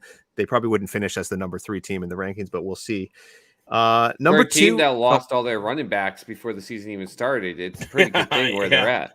Honestly, Devontae Freeman has seemed to have turned the clock back. You talked about it. Lamar Jackson is a legit top 10. He is. He's a top 10 running back in the player, game. Running they back, were whatever you want to handing call out him, ACLs like Halloween candy. Yeah. They were just. It was. I wouldn't if I was a running back, I'd be like, nah, we'll go play at a high school field up the road on that grass. You can watch me. I'm not stepping on that turf because it was bad. Yeah. Well, and they brought in all these old running backs that would have been like stars of a 2017 fantasy roster, but they some of them were successful. Le'Veon Bell, not so much. So he's since been released, but they've been able to still be a top running team in the league, which says a lot about mostly Lamar Jackson, but also some of their concepts with the blocking as well. So number 2, I have the Tampa Bay Bucks. I kind of saw what I needed to see after a couple of pretty shaky performances by them. Blowing out the New York Giants on a Monday night is hardly a 5-star victory. But I that's what you wanted to see out of them. You think they played this team on a Monday night last year and they just about blew it. So I still think this is a tough, a good team. Tom Brady has all his targets. He's looking more comfortable there after a couple of games that he didn't look great. The defense looks pretty formidable. So I think this is a Super Bowl defending champs, and they're going to find their way, try their darnest to get back there. And I think they're capable of doing so. Do you think that them and the Chiefs kind of are still going to be on a collision course? All this parody we're seeing, all this craziness we're seeing, and I love it. In the end, we're just going to have a rematch in the Super Bowl. I don't know if I'm on board with that. I still need to see a bit more from the Chiefs. I think the Bucks are right there, but if they lose to a team like, say, the Rams or the Cardinals or the Packers, I wouldn't be surprised. This year, it's so hard to determine who the winner's going to be. Even the best teams have had stinkers. So, although I wouldn't be shocked if that happened, it's really rare to have the same Super Bowl 2 years in a row. I can't even think of the last time that happened. Where is the Super Bowl this year? Is it in Los Angeles? I'm honestly not sure. Is it in Vegas? Yeah. Oh, is it in Vegas? No, No, I think it is actually in SoFi Stadium in LA. LA. Yep. Okay, so maybe we'll see the Rams there. Another home team in the Super Bowl 2 years in a row. Maybe. I mean, Stafford hasn't really had a lot of playoff experience, but we'll see. Listen. We all know what's happening. This is Bill Belichick versus Tom Brady. It's happening. Let's just go with it. If that happened, I'd be good with it. If that happened that way, I'd be. That would Brady be the most in the hated Super Bowl, and yet you know what? That would be the highest rated Super Bowl in NFL history. I would call it today. I would love every minute of it. Week 3 Sunday Night Football was probably the most rated game since 1997. Yeah. Wow. Okay, I didn't know that. You got the stats, Soup. Kudos to you for that. That was a compelling game, even though it was crappy weather and people thought the Patriots weren't going to be good. So I agree. That would be a really interesting, compelling Super Bowl. But I don't want to see Tom Brady in the Super Bowl. I don't, and I don't. I'm not ready to see the Patriots back there It's either. It's easy okay if money, they make the Graham. playoffs, but It's easy money. If Tom Brady's in the Super Bowl, just bet on him. Well, if It's they're not playing easy the money. Giants, they're going to win for sure. Everyone right? in Philadelphia is like, "Oh, Philly special! Oh yeah, Philly special! Yay!" Or NFC East team, I guess, if they're not playing. Yeah. So number one, guys, I took my lumps for not having this team number one before, so maybe I'll get some praise and some kind words thrown my way. I'm not holding my breath. I have the Arizona Cardinals. Colt McCoy has been unbelievable in 2 of the 3 starts, 81% completion percentage. He didn't throw an interception in either of those 2 games. I know he had some bad throws in the one loss he had, but he's just kind of holding it down until Kyler Murray gets back in the fold. They're off this week, which is perfect timing for them. I like what I've seen from the defense. Some underrated pass rushers like Marcus Golden have emerged. I like what I've seen from this team. They're going to have Hopkins back soon, so I think it's all there for them with their stud head coach, Cliff Kingsbury. What do you got for me? I know you said that they're off this week, but they're also off next week because they play the Bears. So they've got 2 bye weeks in a row. Look, this team, people laughed at me when I said this team was going to be 15-2. Nobody else on Man Hour picked this team to be outside of the basement of the NFC West. Everybody else other than me picked this team to be last in the NFC West. 13-4. I just wasn't on the show for it. Yeah, and when I picked them at 15-2, they were like, "You're crazy. I don't know what you see in this team. There's no way Kyler Murray is going to be." And look, what they've done without Kyler Murray and DeAndre Hopkins, to me, shows that this team is the best team in the NFL. They're doing this without these 2 guys. What do you think they're going to do when they get them back? They're going to beat the Bears 79-0. The -3. It's a -3 because Nagy will find a way. Some kind of record. Yeah. I mean, in some ways, the win over Seattle was even more impressive than the win 2 weeks ago against San Francisco. If you think about their kicker gave away, I think, 7 points. He missed a couple of field goals and an extra point. Colt McCoy has just been a solid backup and maybe even an elite backup. Go hook 'em horns or whatever they say. You got to be elite in some way. He had a great college career. Didn't really work out for him, but let's not forget this guy took one of the most brutal, violent shots we've ever seen over the last 10 years from James Harrison on that Monday night. The fact that he's been able to battle back from that and find his way back onto a really good team and contribute to their success in what could be a magical season. Kudos for him. Yeah, this team is really, really good. It's going to be hard to pick against them come playoff time. It really is, because no matter who they play, they can beat them. Because it doesn't matter if it's Tampa, I don't care if it's the Rams, I don't care who it is that you put in front of the Arizona Cardinals, they need to be the favorite in that game because the Cardinals are the real deal. And the Cardinals, look, this team is something different. This defense that they put together. I mean, look, everybody's like, "Oh yeah, this defense is great." And then when JJ Watt went down, they're like, "Oh well, there goes the Cardinals season." Then DeAndre Hopkins and Kyler Murray went down. Oh, there goes the Cardinals season. And now they're still 8-2, and they're going into their bye week. Is it 9-2? I think it's 8-2. Yeah, it's 9-2. They played. Okay, so 9-2. They're the only 9-win team in the NFL. So now they're 9-2. And they're on a bye week, and then they get to play the Bears. And then after the Bears, they play the Rams. But then they get the Lions. Then they've got 2 tough games with the Colts and Cowboys before they play the Seahawks again at the end of the season. I mean, 9-2. I think they're going to win. It was 3, 4, 5. That's 6 games left. I think they're going to win 4 out of those 6 at least. Yeah, Bears, Rams. And they get the Rams at home. Lions. And what they did to the Rams in LA or earlier in the season, to me, was their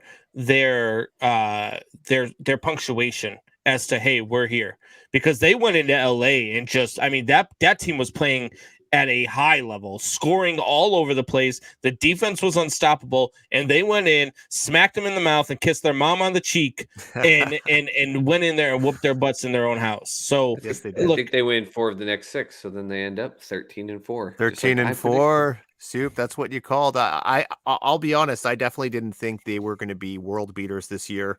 But Kyler Murray, he's unlocked seemingly a new level this year. The defenses look great. Some unheralded guys have kind of emerged. The running attack has been better than expected. So it's kind of all come into place. The only thing that'll give me pause is maybe the lack of playoff experience for Kyler Murray. But sometimes you see guys who don't have any playoff experience go on a magical run and they end up winning the Super Bowl. So I'm not going to say that's a barrier that's going to prevent them from accomplishing their goals this season necessarily. So Graham, I know you are a Canadian guy. You like you love hockey. We love hockey. Yeah. Soup and I absolutely love hockey. We're the only two guys on Man Hour that could actually talk hockey. Right on. Look, my Blackhawks are having a tough start, but your Toronto Maple Leafs, man, are just they're good. Yeah. And the problem, I mean, don't get too excited. Don't smile yet. They still have to go to the playoffs. They're good a lot until they get into the playoffs. You had to say it, Soup. Ask Soup Boss. Ask Soup Boss what it's like when you guys have a lead heading into the third period in Game 7. Oh my gosh. It just feels like this feeling of impending doom. Like, something bad's going to happen and you could do nothing to watch it. And all you can do is drink your beer and hope the pain goes away. But it won't for like 6 months until the season starts again. And then you think, maybe it's going to be our year again. Everything's there. I mean, Matthews, Marner, we have this great team, but I don't know. I can't say that I'm super confident that they're going to end the curse this year because I'm not. There's always these teams that start out hot and then lose their way, right? So you got the Florida Panthers who've come out hot. They're 13-2-3 this season. They're going to stay good, man. That's a talented You've team. got the Carolina Hurricanes who are 14-2-1. You've got the obviously the Washington Capitals. You expect them to be good. The Tampa Bay Lightning, you expect them to be good. Your Maple Leafs are 13-6-1. And then you got the Minnesota Wild at 11-6-1 over in the Western Conference. And the Calgary Flames and the Edmonton Oilers. Out of those teams, let's take the Florida Panthers, the Toronto Maple Leafs, the Carolina Hurricanes, the Calgary Flames, and the Edmonton Oilers. You're getting Graham so excited right now, like he's shaking, and 2/3 of our audience just turned the podcast off. So Graham's pumped. And our listeners are like, what is a Wild? What is a Maple? Yeah, exactly. Out of those teams, why do they spell it Leafs? I don't get this. Who's least likely to stay hot? Who's least likely to end the season as good as they've been at the start of the season? Well, gosh, I'd love to answer that, but I didn't hear much of it. It was Wild and Wild and Leafs. So that's all I really heard. It was a lot of Wild, Leafs, Flames, and Oilers. Okay. Honestly, the team I've been most impressed with is the Edmonton Oilers. Connor McDavid, the best player in the game right now. He's the fastest player on a pair of skates, and they've been getting good defensive play as well, which has been their kind of Achilles heel. They looked really good last year until the playoffs start, and Winnipeg just kind of ground them into some kind of meat, I guess. I would say Edmonton. They just doubled and tripled him and said, do something different. And and they didn't have an answer. They didn't know what to do. It was the most pathetic thing. I was like, well, game 3, they'll figure this out. Nope, same thing. They did nothing crazy. They just double and triple teamed him and did nothing to try to change up the game plan. That's all that happened. Lack of adjustments there. Honestly, guys, crazy. I don't really look at the standings for hockey and basketball until the new year. I know that seems kind of crazy, but it doesn't really matter who's in first place right now to me. I know there's a certain point when it gets to 30 games or so, and it's like, well, if you're in first place after December 15th or whatever it is, more likely than not, you're going to either stay there or at least find your way into the playoffs. But I have different dates when I look at the standings. For baseball, it's June 1st. And for hockey and basketball, it's actually January 1st. So are my Blackhawks better than what their record says, Graham? I'm not going to say I watch a lot of Chicago Blackhawks games. I watch the Leaf games, and I think they've only played them once. I've seen a couple of random Chicago moments, but I think they're better than what they've shown. Obviously, a lot of off the ice controversy has kind of spilled into the minds and that the morale of a lot of the players, I think, there, and it's really affected them. They still have Pat Kane. I believe Taves is out again, if I'm not mistaken.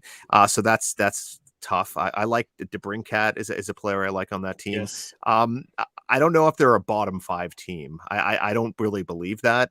I don't think they're a playoff team either, but somewhere in between is probably where you'll find the truth, I think.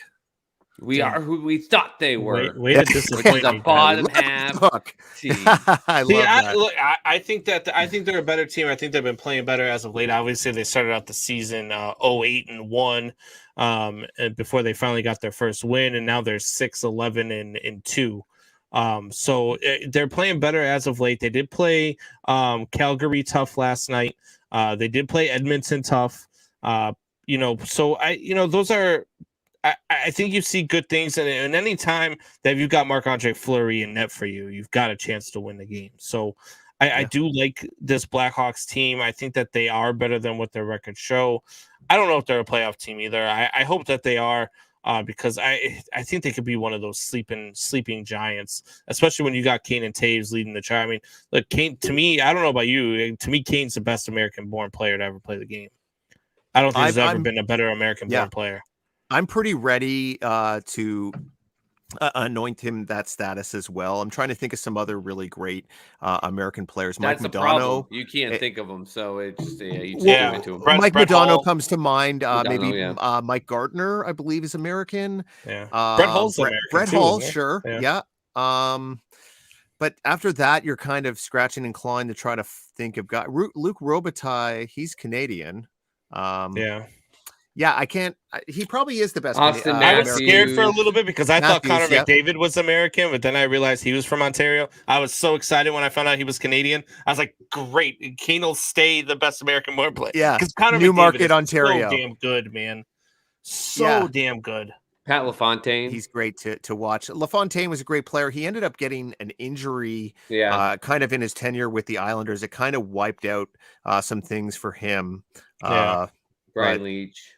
Chris Chelios is definitely up there, I'd say. Is he American-born? I don't think he's American. I think he is. Can we check that? I think he's from Mexico, isn't he? Well, Matthews has some Mexican. He was roots, born in Evergreen Park, Illinois. Oh yeah, okay, nailed it. Nice. Yeah. I thought so. I played high school hockey with his son. He's a douche. Chris Chelios. Chelios is a. I've heard nothing. Yeah. I've never heard anyone say he's a great guy ever. Evergreen Park is where I went to high school. I played against his son. His son played for a Catholic school, and he was just one of those where if he came to a game, he would rope off the section where him and his wife would sit, wouldn't allow anybody to come in and sit with him. He's just a Sounds about right. My favorite thing that I did in high school hockey was hit his son. Did he try to fight you in the parking lot after, or what? He might have tried fighting somebody. He was probably drunk while he was there too. Well, he played till he was almost 50, for God's sakes, on those Red Wing teams. But God, all right, Graham. Well, thanks for joining us, bud. As always, why don't you tell the people where they can find some of the stuff that you write? Yeah, so jaysjournal.com. I've got an article coming out looking at some third base options for the Blue Jays that aren't Jose Ramirez. I don't think they should swing for the fences there. I think they could bring in a solid veteran and still be productive, or perhaps go with some of their in-house options. Bellyupsports.com. I've also got some MLB content there. You can follow me on the Twitter machine, as Buck would say, at Bus Wallace. You can also find me on Instagram there as well. So come holla at your boy. Great talking to you guys. Good to have a little bit of extended conversation about puck as well. So yeah, for sure, Graham. And anytime you want to talk baseball, man, just hit me up. I'll talk baseball with you for 24 hours a day. I love talking baseball. All right, calm down. We don't need to replace your I know my pants just got a little shorter. Yeah, no, awesome. I'm really hoping they can avoid the December 1st CBA I don't expiring. think they will. I Yeah. think they'll come to a deal eventually, but I think there could be a lockout. But Do you we'll got stay time to tuned stay that with us? We're gonna talk. storyline. We're gonna talk about the CBA here in a minute. Do you want to stay with us for a minute? I gotta run, guys, but All right. another time for sure. That's just All right, for keyword sure. of he's tired of me just pretty much telling him his opinion. He doesn't want to get yelled at anymore. No, It's- you were nicer than I thought to be, Soup. I appreciate that. Maybe just the first time, but I'm gonna Yeah, I'm spend some time disappointed with that my you didn't wife yell and- at him more, Soup. Give it time. Yeah. Give it time. Okay, thank All you. right, I appreciate it have for a the good- first time. Yeah. All Have right. a good one, See you Graham. guys. Later. And it's I always love- fun I with love- Graham. I love that I instill fear in people before they come on. It's always fun with Graham. He does great work. If you haven't read any of his stuff, he really does do great work. So if you enjoy reading sports columns, he's got good insight. He's always got a good ground for why he's thinking what he's thinking. So check out his stuff on Belly Up Sports. Check it out on his website as well. And we're gonna take a quick break, and when we come back, we're gonna get into some way or no way. Soup, you ready? Yeah, as much as I can if we're going to dig into the CBA. All right, we'll be right back.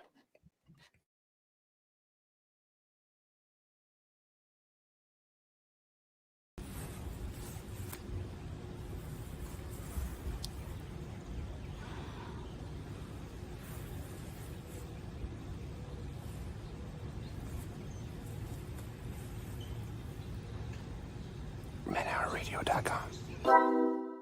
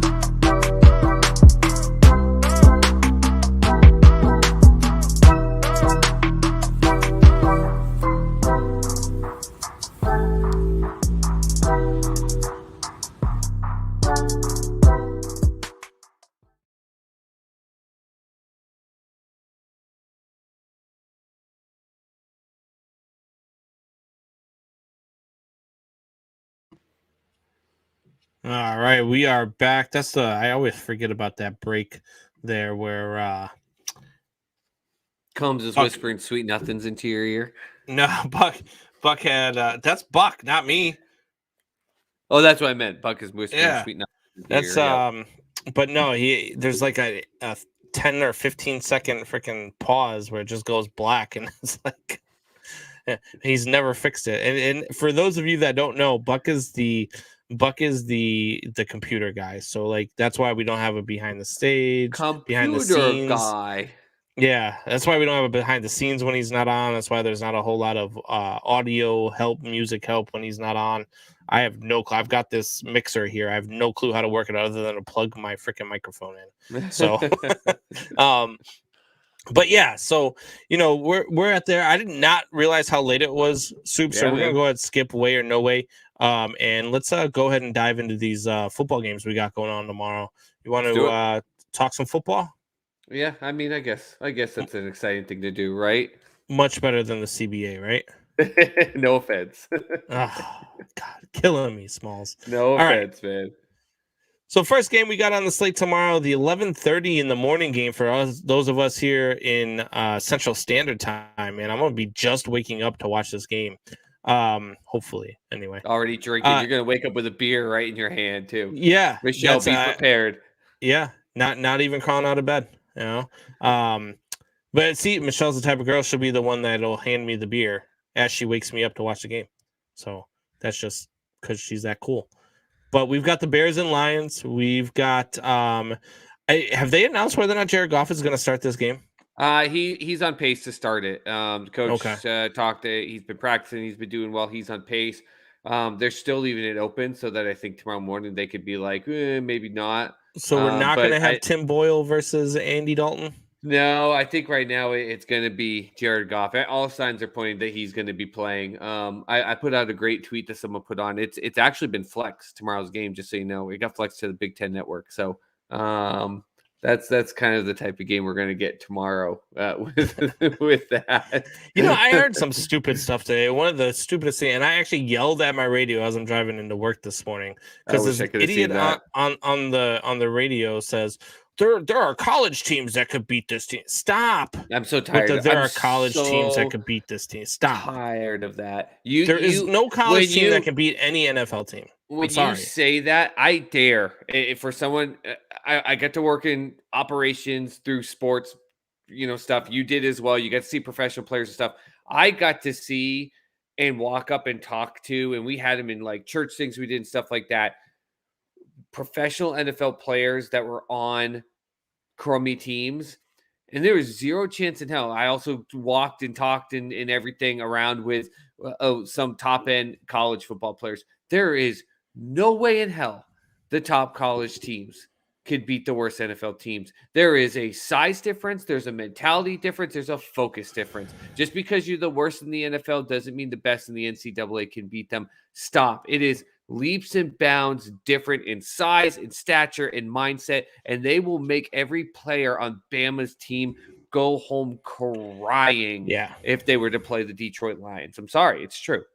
Yeah, no, absolutely. I 110% agree. There, I did the yelling for you. You already got it out. I'm doing it now for you. Jared Goff versus Andy Dalton. And the Bears versus the Lions. 3 wins combined between these teams. The Bears have all 3 of them. What are the keys to a Lions victory here, Soup? Well, here's the thing. When it comes to the Lions, we've seen them really close, right? And we've seen them really close against some teams that, even though Minnesota Vikings, you don't know what you get in them, went out and beat the Green Bay Packers. They're a solid team. Kirk Cousins, again, not getting a lot of credit. They were an NFL record field goal by Justin Tucker away from being able to beat the Baltimore Ravens. I think the focus is don't let this opportunity get in your head, because as much as they are professional players, we were talking about it there with Graham, there are such things as trap games.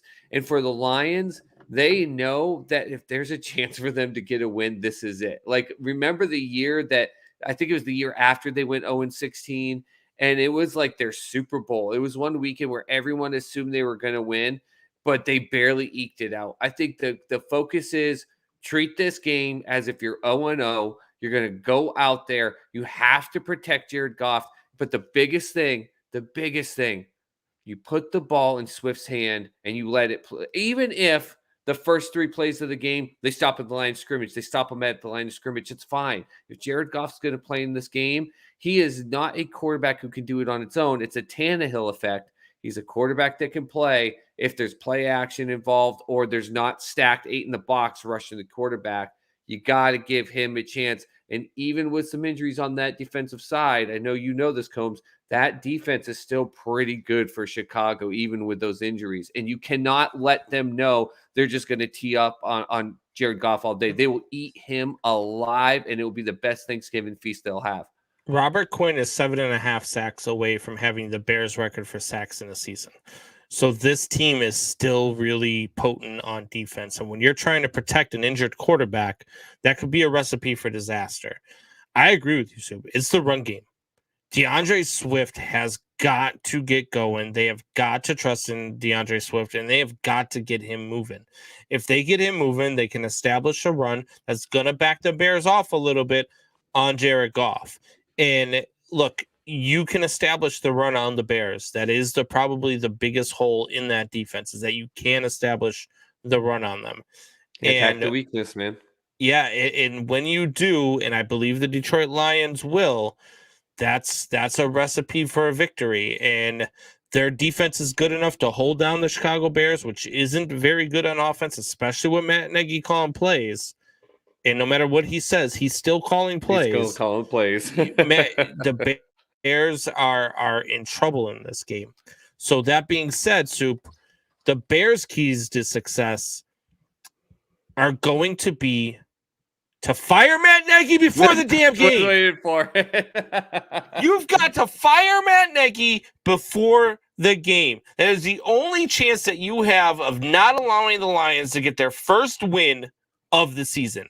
I was gonna say you pay someone who's COVID positive to go up and lick him in the like to be like a super fan and lick his face or something like that. But he's already got COVID, so you can't do that. So I'm about to pay somebody to take out his knee. I can't. The Bears are going to lose this game. I don't even think it's going to be a close game. I think it's going to be a close game. I think we're getting 27-24. I think there's going to be more scoring this because each defense has some gaps in it that I think each team could get one of those like if they set it up with Swift with Detroit. You got TJ and everything that then the back end of that defense for Chicago is going to worry about if Swift can run. So on play action, you're going to turn around after play action, hit Swift. He's going to have one of those where he jukes the one guy in the end and then scampers for 60 yards. I think we're going to have fumble recovery stuff. Like I think we're going to have like a 27-24 game that's based off of these crazy, not like manufactured scores. I hope you're right because that favors the Bears. If it's close, it favors the Bears because the Lions have already proven they can't win close games. They can't win the close games. Yep. They played a lot of close games. They can't win. You hope so? I thought don't you want this team to lose? I never want my team to lose. I never want what draft? They don't even have a first round draft pick. That's the Giants draft pick. Well, it sets them up to have better draft picks in the next rounds. Yeah. I'm trying. But I'm just trying to help. I never root for my team to lose. I think that this is going to be I joked around earlier, said 31 to -3. I'm gonna take the Lions in this one, and I'm gonna go 24-10. I don't think this is a close game. I think that Andy Dalton's gonna struggle. I think he's gonna throw a couple interceptions, and I think the Lions are going to jump out early, and the Bears are going to be in a hole, and they definitely are not a come from behind type team. So. No. It's in Detroit. Give me the Lions. Yeah, it's in Detroit. You know that fan base, man. They're just those reactions, especially on Thanksgiving. This is their game. Thanksgiving, they know if you look at the rest of their schedule, this is the game for them to finally win. I've got Detroit winning. They've got to win because then you got the Vikings, the Broncos, the Cardinals. I mean, the Falcons are another chance. I picked them. These are the two games I said when they'd win 2 games. It was this week. No offense. And then the Falcons. Those are the 2 I think they win. Imagine if they could get 2 wins and a tie. Yeah. You're going to have Buck predicting them to win 15 games next year. Yeah. Oh, Buck's got them 17-0 next year already. Anyway. So we've got the 3:30 game after the Bears and Lions when everybody's getting ready to eat some turkey and sit down at the table. And you got the Raiders and the Cowboys. This is going to be a game. Really? You think it's going to be a game? I think this is going to be a game. Remember that year when it was, the Chiefs and the Rams with Jared Goff, shockingly. Remember that? I think it was a Monday night game, and it was just a shootout. It was like 56-52. I'm not calling the score to be that high. I think Derek Carr is sitting here on his heels right now, trying to figure out what the heck is going on. And I think you got Dak Prescott and that Cowboys offense saying the same thing after Kansas City. I think both these offenses are going to come out and they're just going to whip this ball up and down the field. I think this is going to be an aerial assault game on both sides. What we saw in that game with Minnesota and Green Bay, where Minnesota got that big Jefferson touchdown and Green Bay, not Favre, Rodgers, 75 yards the next play. I think we're going to see crap like that in this game. My opinion. I think this is going to be like 42-38, something like that. Wow. All right. Look, their wins, they're 5-5, the Raiders are. Their wins are week 1 against the Ravens. They had a nice win. Is week 1. Then they beat the Steelers, the Dolphins, the Steelers, the Dolphins, the Broncos, and the Eagles. Yep. Their losses are against the Chargers, the Bears, the Giants, the Chiefs, and the Bengals. Yep. And they've lost 3 in a row. And they've lost these 3 in a row, 23-16 to the Giants, 41-14 to the Chiefs, and 32-13 to the Bengals. I don't think this is going to be a close game at all. I think that Dallas is just going to stomp them. I think we're going to have 2 games in a row where it's just not close. Neither team has a chance. Neither losing team, I should say, has a chance come the middle of the third quarter. And it's just we're just waiting for the end of the game for the next one to start. Mm. I'm going to take the Cowboys in this one. I'm going to take the Cowboys in this one. I'll say 37-17. I'll go 38-30 with the Cowboys. I think this one's going to be closer. I think the Bears game that I told you about where I predicted, I think that's one where Bears are just going to get garbage time scores to make it look closer. I truly think this is going to be a closer game with Dallas outplaying Vegas, but Vegas just doing everything they can to just get. I think you're going to see Renfro all of a sudden break something big. Waller's going to get some crazy play. I don't know. I just think maybe I'm just hoping. I'm freaking home alone all day tomorrow, man. Maybe I'm just hoping there's some damn good games because I actually don't think the third game is actually going to be a good game. I think both these teams are going to walk out and actually put dog crap on the field. Yeah. Well, look, we're going to get into that here. We got the third game is going to be the nightcap when everybody's waking up from their turkey coma naps that everybody likes to take and is ready for some damn pie. And you've got the Buffalo Bills, who have struggled to score lately, versus the New Orleans Saints, who, if they're going to win, is going to be on the heels of their defense. What do you see for a key to victory here for the New Orleans Saints? I almost was going to say you put the team on the back of your true leader, Alvin Kamara, but he got listed today by Schefter as out. And then you've got Murray listed as questionable. So the key to this game is trick plays, kick an onside kick coming out of halftime. Like, I don't know, man. I think this is going to be a horrible game. I think the key for both teams is the defenses to just literally pound the offenses backwards. Both teams. And I think this is going to be friggin' 13-10. I think it's going to be a snooze fest. And I don't think it should be. And I hope I'm wrong. I hope both these teams can score some big plays. If they are getting into any type of a slugfest, like I predicted in the second game, I think it favors the Bills big time. I think they can then show their ability. Stephon Diggs, all of a sudden, who's gone like on hiatus or is gone on a sabbatical, comes back and actually plays. They figure out what they're doing with Singletary and Moss. Like I just don't know. I think both these defenses are just going to pound each offense backwards, and we're just going to see a punt fest. I really do. Yeah. That's bad for the Buffalo Bills if that's what this game is, because I've said all week long that the Buffalo Bills need to come out and need to just destroy the New Orleans Saints in this game. Just destroy them. Just go out there and play angry and have no mercy and find this offense that was scoring 23, 35, 43, 40, 38, and 34, and 45 again before going into this little funk where they just can't seem to score points unless it's against the Jets. They need to find that offense again before heading into 2 out of the next 4 games being against the New England Patriots. And maybe they find it. I mean, if there's a team that's primed to do it against, I mean, it's going to be the Saints because they're playing with a quarterback that just look. He's nowhere on the level of what the Buffalo Bills are going to put on the field. So especially with no Alvin Kamara, especially with what they have, they should just roll them. I'm going to pick a third straight blowout of the day, and I'm going to pick the Buffalo Bills in this one, and they're going to find their scoring ways again, and they're going to put up a 40 burger again, and they're going to beat the Saints 40-10. Are you ready for this? Just because I feel like doing this because I want to see NFL fans everywhere pissed. The Bills are going to lose 16-10, and the Browns are going to beat the Ravens, and the Pats are going to beat the Titans, and then the Patriots are going to be the number 1 seed in the AFC. Not because I want to be, but just to watch fans like you just lose their ever-loving minds because the Patriots and Bill Belichick are the number 1 seed. No, I won't lose my mind with the Patriots. I've actually got the Bills winning this game. I really do. I think the other way around. I think it's only going to be like 16-10, though. I don't know. It's not because of what I saw out of them last week. I think they ran into a team.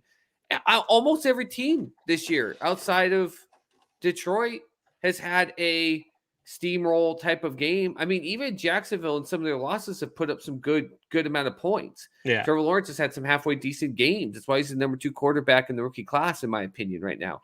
But the it's not that. I think they just faced an Indianapolis team who's hitting their stride, and they just got smacked in the mouth. But I still struggle right now, to me, because I don't understand their identity when it comes to Singletary and Moss, and I don't understand what they're doing with Diggs. I just really don't get it. Like, Cole Beasley's become the number 1 target. Great wide receiver for sure, but when you have Stephon Diggs on your team, like, I'm like, okay, teams are double and triple teaming Stephon Diggs. They're not. They really aren't. So what is your identity? What are you doing? Like, there should be 3 plays a game where Allen just drops back and then just lets it go and lets Diggs go get it. And they're not even doing that. I don't know. I don't know. And I'm going to get proven wrong. They're going to go out and score like 48 points or something. But I don't know. I give them the win. I'm going to give them the win.